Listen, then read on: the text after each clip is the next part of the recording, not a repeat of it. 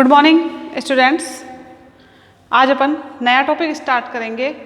पिछले जो 4 टॉपिक्स थे वो समष्टि अर्थशास्त्र, मुद्रा की पूर्ति आदि से संबंधित थे। आज अपन जो नया टॉपिक स्टार्ट करेंगे वो राष्ट्रीय आय की अवधारणा व माप के बारे में पढ़ेंगे। राष्ट्रीय आय जिसको अपन क्या बोलते हैं, नेशनल इनकम बोलते हैं।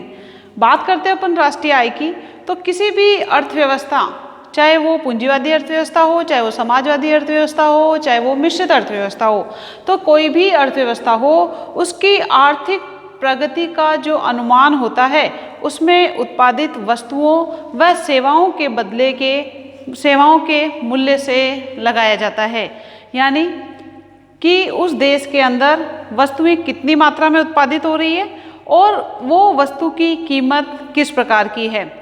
यदि वस्तु की कीमत ज़्यादा होगी और उत्पादन भी ज़्यादा होता है तो निश्चित तौर पर उसकी आय भी ज़्यादा होगी, और जिस देश की आय ज़्यादा होगी वो देश आर्थिक प्रगति भी उसी प्रकार से करता है। अभी अपन देखते हैं अर्थव्यवस्था में जो है अलग अलग तरह के लोग होते हैं। अलग अलग तरह के कहने का मतलब है कि कोई अमीर होते हैं, कोई गरीब होते हैं, कोई मध्यम वर्ग होते हैं। तो ये होते कैसे हैं? ये अपनी आय के अकॉर्डिंग ही तो होते हैं। जिनकी आय ज़्यादा होती है वो अमीर होते हैं, जिनकी आय कम होती है वो गरीब होते हैं, और जिनकी आय ठीक ठीक होती है वो मध्यम वर्ग होते हैं। तो आय के अकॉर्डिंग ही आर्थिक प्रगति का अनुमान जो है लगाया जा सकता है। और अगर हमें किसी देश की तुलना करनी है कि हम उस देश से आगे हैं या पीछे हैं, यानी हमारा उस देश से कितना गुना वृद्धि हो रही है, उसके बारे में अगर पता लगाना है तो राष्ट्रीय आय का पता लगाना बहुत ही जरूरी होता है। क्योंकि राष्ट्रीय आय के अनुमान के आधार पर ही हम दूसरे देश की तुलना या अपने देश की तुलना दूसरे देश से कर सकते हैं कि हम जो है पाकिस्तान से कितने आगे हैं, या श्रीलंका से कितने आगे हैं, या और देशों से कितने आगे हैं। क्योंकि अगर राष्ट्रीय आय ज़्यादा होगी तो निश्चित तौर पर हम उनसे आगे माने जाएंगे। तो कहने का मतलब है कि एक राष्ट्रीय आय का पता होना बहुत ही जरूरी होता है। राष्ट्रीय आय की सहायता से 2 देशों के आर्थिक विकास की तुलना की जा सकती है। जैसे कि मैंने आपको बताया कि भारत और पाकिस्तान की बात करते हैं या भारत और दूसरे देश की बात करेंगे, तो जिस देश की राष्ट्रीय आय ज़्यादा होगी निश्चित तौर पर वो देश उस देश से आर्थिक प्रगति ज़्यादा करेगा। राष्ट्रीय आय के अध्ययन का अल्पकालीन व दीर्घकालीन दोनों दृष्टियों से महत्व होता है। अल्पकालीन का मतलब होता है कम समय के लिए, और दीर्घकालीन का मतलब होता है लंबे समय के लिए। चाहे आप कम समय के लिए बात करो, चाहे आप लंबे समय के लिए बात करो, इन दोनों ही दृष्टियों से राष्ट्रीय आय का महत्व माना जाता है। इसके अल्पकालीन उतार चढ़ाव, जिसमें अपन कम समय की बात करते हैं, आर्थिक तेजी और मंदी की दशाएं। अब अर्थव्यवस्था में स्थिरता रहे तो बहुत अच्छी बात है, लेकिन स्थिरता एक लंबे समय तक नहीं रह सकती है। कभी तेजी की स्थिति आती है तो कभी मंदी की स्थिति आती है। तो तेजी की स्थिति और मंदी की स्थिति, ये स्थिति कहलाती है आपका व्यापार चक्र। यानी व्यापार में उतार चढ़ाव आना ही दीर्घकालीन और अल्पकालीन उतार चढ़ाव को व्यक्त करता है। दीर्घकालीन परिवर्तनों की बात करते हैं अपन, यानी अल्पकालीन परिवर्तन में तो आपके क्या जाएंगे, व्यापार चक्र के परिवर्तन आते हैं, जबकि दीर्घकालीन परिवर्तनों में आर्थिक विकास की दर ज्ञात की जाती है। आर्थिक विकास की दर ज्ञात की जाती है दीर्घकालीन परिवर्तनों में। जैसे अपन बात करते हैं 2001, 2002, अगर हमारे देश की आय लगातार 2001 में बढ़ी, 2001 में बढ़ी, 2002 में बढ़ी, फिर बढ़ रही है, फिर बढ़ रही है, फिर बढ़ रही है, ये कहलाएगा आर्थिक विकास। क्या कहलाएगा? आर्थिक विकास कहलाएगा। क्योंकि ये जो वृद्धि हो रही है, ये वृद्धि कैसी हो रही है? ये वृद्धि हो रही है आपकी दीर्घकालीन। दीर्घकालीन का मतलब होता है लंबे समय तक, दीर्घकालीन वृद्धि या दीर्घकालीन समय तक का बात करते हैं अपन। तो लेकिन अगर कभी वृद्धि, कभी नीचे, फिर वृद्धि, फिर डाउन, फिर वृद्धि, फिर डाउन, ये आपका आर्थिक विकास नहीं कहलाएगा। क्यों? क्योंकि एक समय में आप प्रगति कर रहे हो तो एक समय में आप नीचे आ रहे हो। यानी एक समय में आप राष्ट्रीय आय बढ़ रही है तो दूसरे में घट रही है, फिर बढ़ रही है, फिर घट रही है। ये आपका आर्थिक विकास नहीं कहलाएगा। आर्थिक विकास कहलाने का मतलब ये होता है कि दीर्घकालीन समय तक वृद्धि करना ही आर्थिक विकास माना जाता है। तो यही बात कर रहे थे अपन, परिवर्तनों में आर्थिक विकास, दीर्घकालीन परिवर्तनों में आर्थिक विकास की दर ज्ञात की जाती है। इसलिए आजकल राष्ट्रीय आय के अध्ययन का महत्व दिनों दिन या लगातार जो है बढ़ता जा रहा है। इसका देश के उत्पादन पर, उपभोग पर और रोजगार आदि से गहरा संबंध होता है। किसका? राष्ट्रीय आय का। अगर राष्ट्रीय आय बढ़ रही होती है या राष्ट्रीय आय घट रही होती है तो इसका उपभोग पर भी असर पड़ेगा, इसका उत्पादन पर भी असर पड़ेगा और इसका रोजगार पर भी असर पड़ता है। एनआई, जिसको अपन क्या बोलेंगे? नेशनल इनकम बोलेंगे। अगर आपकी राष्ट्रीय आय बढ़ रही है, राष्ट्रीय आय क्या हो रही है? बढ़ रही है, तो उपभोग बढ़ेगा। उपभोग, जिसको अपन किससे डिनोट करेंगे? सी से डिनोट करेंगे। तो उपभोग बढ़ेगा और अगर उपभोग बढ़ता है तो निश्चित तौर पर आपका उत्पादन भी बढ़ेगा। उत्पादन बढ़ेगा और जब उत्पादन बढ़ता है तो रोजगार भी क्या होगा? बढ़ेगा। कहने का मतलब नेशनल इनकम अगर बढ़ रही है, राष्ट्रीय आय बढ़ रही है, तो इन तीनों चीज़ों पर इसका पॉजिटिव इफेक्ट पड़ेगा। और अगर राष्ट्रीय आय जो कि घट रही है, नेशनल इनकम कम हो रही है, तो उपभोग भी कम होगा। उपभोग वही सी कम होगा, क्योंकि आय कम होगी तो उपभोग निश्चित तौर पर कम होगा। उत्पादन कम होगा,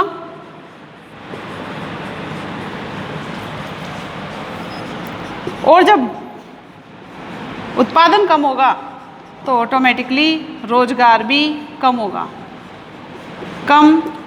कहने का मतलब यह है कि राष्ट्रीय आय के बढ़ने और घटने, इन दोनों का धनात्मक और ऋणात्मक या नकारात्मक प्रभाव, पॉजिटिव और नेगेटिव दोनों इफेक्ट पड़ते हैं।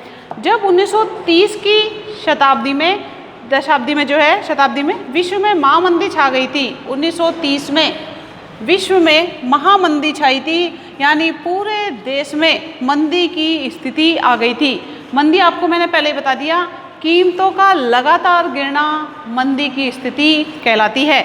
अगर अपन बात करते हैं कि मुद्रास्फीति और मंदी, इन दोनों में से सबसे खतरनाक कौन है, तो मुद्रास्फीति की अपेक्षा मंदी की स्थिति ज़्यादा खतरनाक होती है। क्योंकि बढ़ती हुई कीमतों को तो व्यक्ति एक बार सहन कर सकता है, लेकिन अगर देश में बेरोजगारी छा जाती है, लोगों के पास पैसा नहीं होता है, तो वो ज़्यादा खतरनाक स्थिति मानी जाती है। तो जब से 1930 में विश्वव्यापी मंदी छाई थी, तब राष्ट्रीय आय के अध्ययन का महत्व काफ़ी ज़्यादा बढ़ गया था। ये सारी चीज़ें राष्ट्रीय आय के अंतर्गत आती है। अब अपन बात करते हैं राष्ट्रीय आय जो कि नेशनल इनकम है, इसकी उत्पत्ति या राष्ट्रीय आय जो है इसके माप क्या हैं, यानी राष्ट्रीय आय को किस प्रकार से मापा जा सकता है। राष्ट्रीय आय को मापने की अपनी 3 विधियां होती है। राष्ट्रीय आय को मापने की 3 विधियां।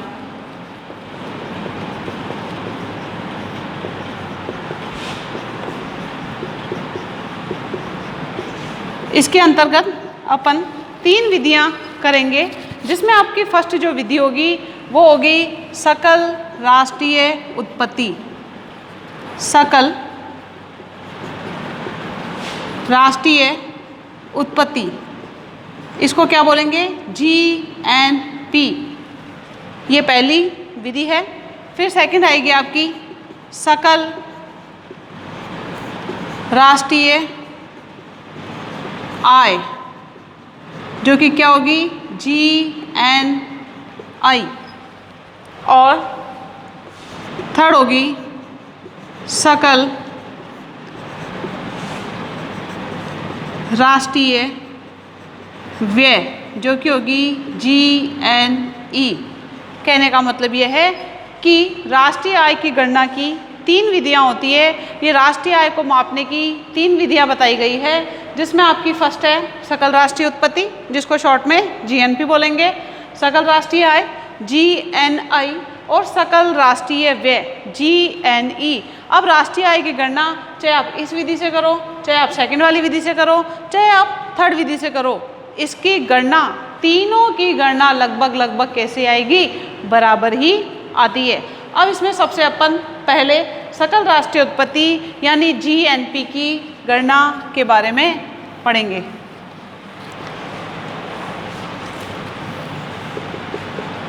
GNP किसे कहते हैं?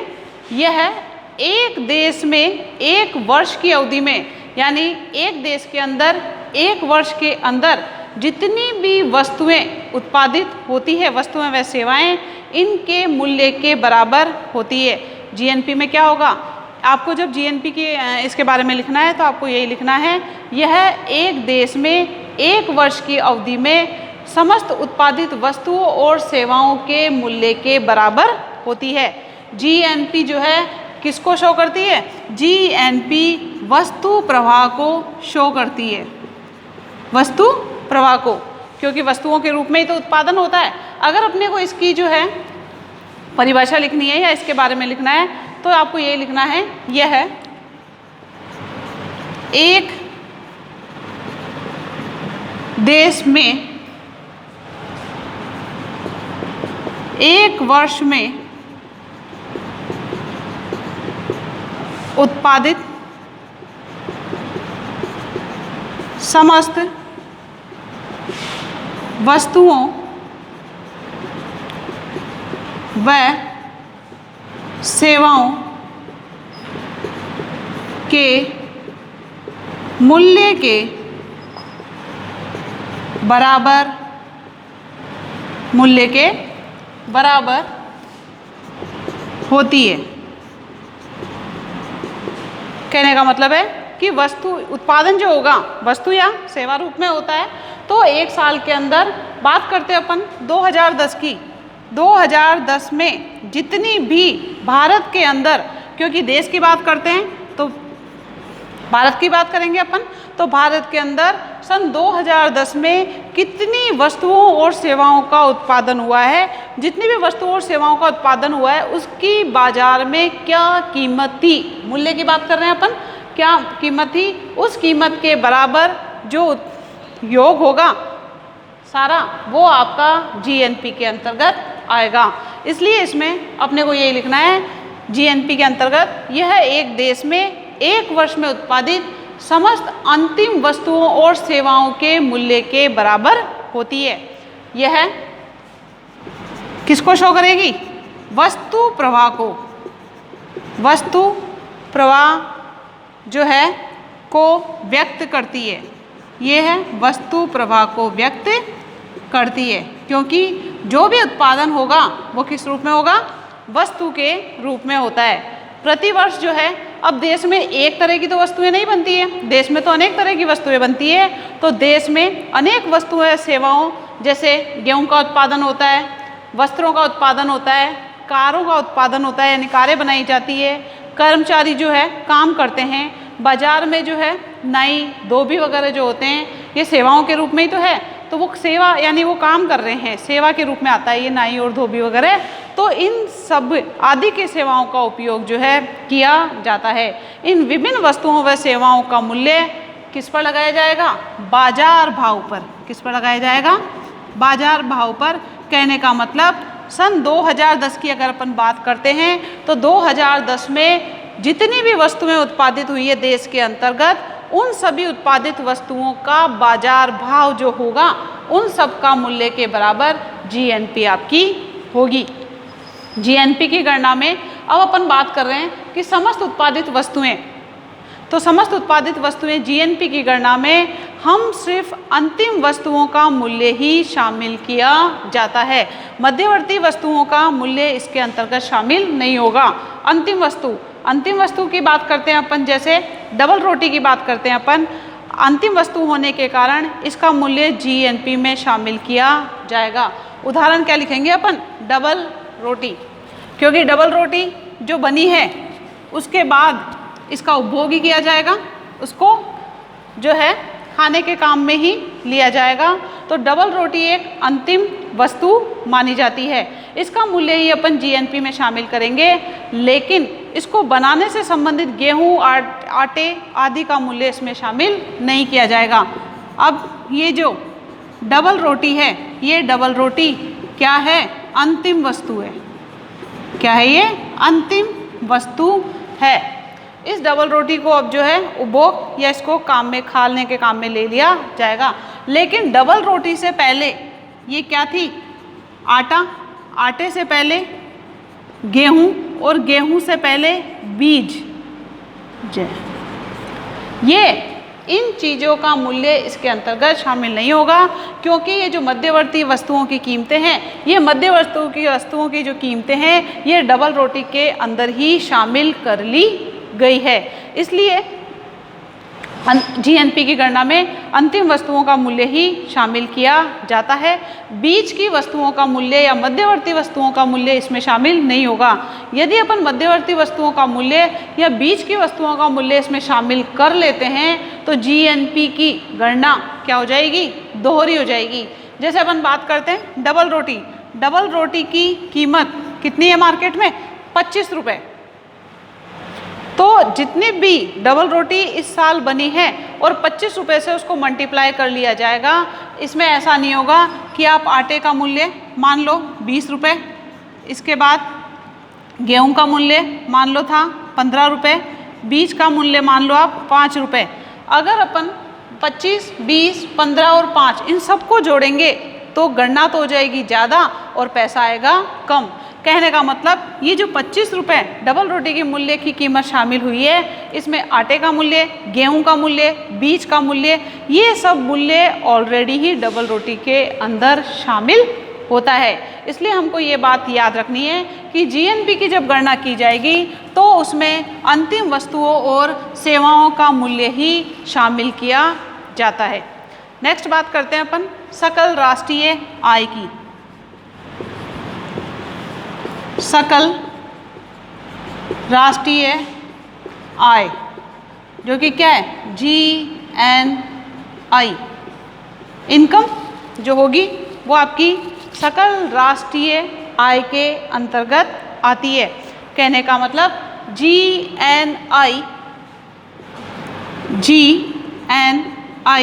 बराबर वाई, आय वाई से ही तो शो होती है, जो वाई होगी, और ये जो आय है वो आपकी W के रूप में, IN इंटरेस्ट के रूप में, P प्रॉफिट के रूप में, और R आपके रेंट का मतलब होता है लगान के रूप में। ये जो आय होगी मजदूर को मजदूरी के रूप में, श्रमिक को मजदूरी के रूप में, पूंजीपति का ब्याज हो जाएगा, साहसी का लाभ हो जाएगा और भूमि का लगान हो जाएगा। तो ये जो उत्पादन के साधन काम में लिए जाते हैं, इन उत्पादन के साधनों को काम के बदले में जो प्रतिफल दिया जाता है वो प्रतिफल ही राष्ट्रीय आय होती है। यानी इन सबको जोड़ लिया जाता है तो इन सब का जोड़ ही GNI कहलाता है। इन कहने का मतलब यह है कि व्यक्ति उत्पादन करेगा और उस उत्पादन से प्राप्त समस्त आय को जब उत्पादन के साधनों में वापस बांट दिया जाता है तो यह आपका GNI कहलाता है। इस प्रकार GNI की जो अवधारणा है वो क्या है? आय प्रवाह को व्यक्त करती है। किसको व्यक्त करेगी? आय प्रवाह को। GNP की धारणा वस्तु प्रवाह को व्यक्त कर रही थी, GNI की धारणा आय प्रवाह को व्यक्त करेगी। अब आपको अगर ये समझ में नहीं आ रहा है तो आप W का क्या लिख दोगे? मजदूरी, IN इंटरेस्ट, ब्याज, P लाभ, और ये हो गया आपका भूमि का लगान। ये उत्पादन के साधनों का क्या है? प्रतिफल है। फर्म के द्वारा, व्यापारी के द्वारा, व्यवसायी के द्वारा जिन भी वस्तुओं का उत्पादन किया जाता है वो परिवार के द्वारा उत्पादन के साधन काम में लेता है और उन साधनों के बदले में इनको ये जो प्रतिफल दिया जाता है ये प्रतिफल ही आपका सकल राष्ट्रीय आय कहलाता है। अर्थात ये उत्पादन के साधनों की क्या होगी? आय होगी। नेक्स्ट बात करते हैं अपन जो राष्ट्रीय आय की। माप की विधि थी उसकी बात करते हैं अपन। तो थर्ड होगी आपकी सकल राष्ट्रीय व्यय, सकल राष्ट्रीय व्यय GNE,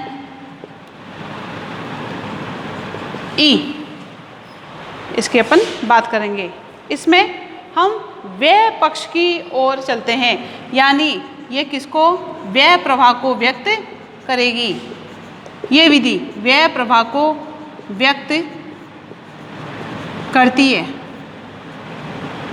वस्तुओं पर, क्योंकि जब आय प्राप्त होगी उत्पादन के साधनों को, तो उत्पादन के साधनों को जब आय प्राप्त होती है तो वो क्या करते हैं, अपनी आवश्यकता की वस्तुएं और सेवाएं खरीदते हैं और संतुष्टि प्राप्त करते हैं। तो जो भी वस्तुएं खरीदी जाएगी, इन सब वस्तुओं और सेवाओं पर किए गए अंतिम व्यय को हम इस विधि के अंतर्गत देखते हैं। अब व्यय को भी जो है 4 भागों में बांटा जाता है।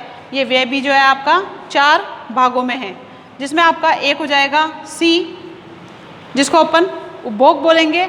नेक्स्ट होगा आपका I, जो कि निवेश होगा। फिर होगा आपका सरकारी व्यय, जो कि G होगा।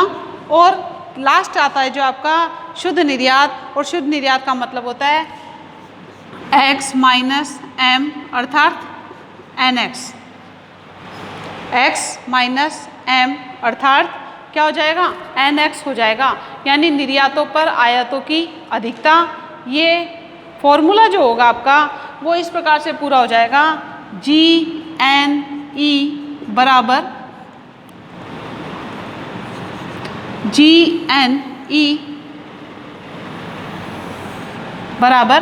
C plus I plus G plus X minus M, यानी कि NX। अब अपने को यहाँ पर बताना है, C मीन्स उपभोग होता है, I निवेश कहलाएगा, G सरकारी व्यय। ये आपको सारी चीज़ें बतानी पड़ेगी कि C का मतलब क्या होता है, G का मतलब क्या होता है, I का मतलब क्या होता है। ये सारी चीज़ें अपने को एग्ज़ाम में बतानी पड़ती है।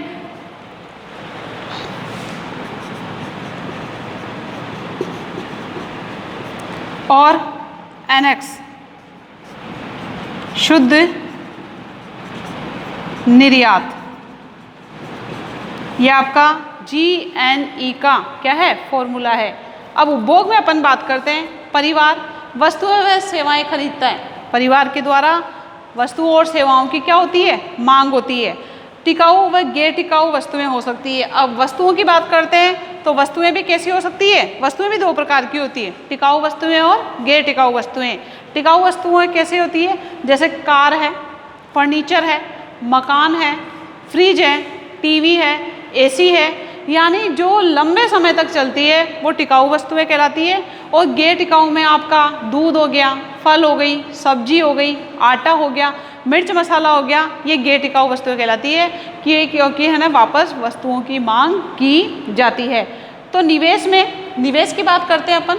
निवेश जो कि इन्वेस्टमेंट बोलते हैं, निवेश किस प्रकार का किया जाता है, कोई भवनों में निवेश करता है, कोई जो है प्लाट में निवेश करता है, कोई प्लांट लगाता है, इसके अलावा बहुत सारे जो है मशीनें वगैरह में जो है निवेश करते हैं। ये सारी चीज़ें निवेश के अंतर्गत आती है। मशीनरी में किया गया निवेश तथा माल में निवेश भी शामिल होता है। जो पूंजीपति, जो उद्योगपति होते हैं, उनको लगता है कि यार इस साल इस वस्तु की कीमत बढ़ेगी, तो वो पहले ही उस वस्तु को कम कीमत पर खरीद लेते हैं, और जब उसकी कीमत ज़्यादा हो जाती है तब उस वस्तु को निकाला जाता है, फिर वो इससे लाभ कमाते हैं। इस प्रकार जो है आपकी राष्ट्रीय आय की गणना की 3 विधियाँ थी। अब गणना चाहे आप GNP विधि से करो, चाहे आप GNI विधि से करो, चाहे आप GNE विधि से करो, ये तीनों ही राष्ट्रीय आय की गणना में तीनों विधियाँ कैसी होगी, बराबर होगी। किसी भी विधि से गणना की जा सकती है। इसका स्क्रीनशॉट ले लो।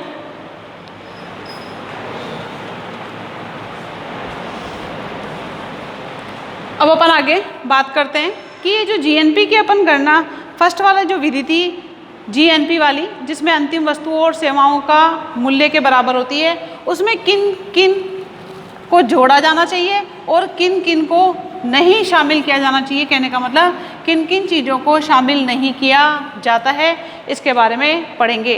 हेडिंग डालो जीएनपी में। जीएनपी में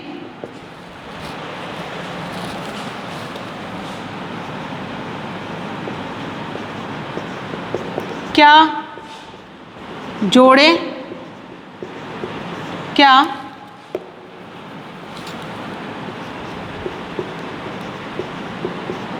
जोड़ें व क्या ना जोड़ें।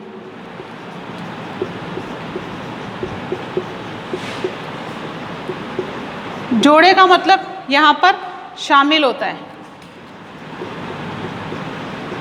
कि जीएनपी की गणना जब अपन वस्तु, क्योंकि वस्तु प्रवाह विधि होती है, वस्तु प्रवाह को व्यक्त करती है, तो जब अपन जीएनपी की गणना करेंगे तो किन किन चीज़ों को इसमें शामिल किया जाना चाहिए और किन किन चीज़ों को इसमें छोड़ा जाना चाहिए यानी शामिल नहीं किया जाना चाहिए, इसके बारे में पढ़ेंगे। याद रहे इस बात को कि जीएनपी केवल आर्थिक उत्पत्ति, आर्थिक उत्पत्ति का मतलब जो धन कमाने के लिए जो क्रियाएं की जाती है वो आर्थिक उत्पत्ति के अंतर्गत आती है, अर्थात बाजार के लिए किए गए उत्पादन का ही माप इसमें शामिल होता है।